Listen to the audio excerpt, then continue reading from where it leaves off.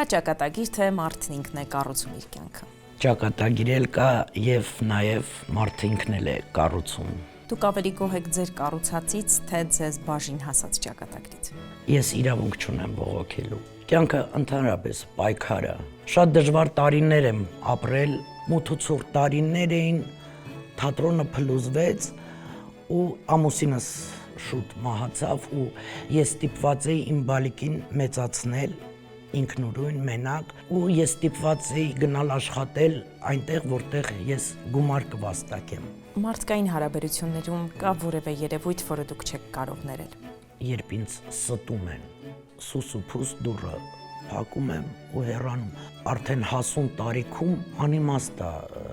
հարց բարձել մարդու հետ։ Հայ պերսոնայում այս անգամ հյուրընկալել եմ դերասանուհի Մարիաննա Գևորգյանին։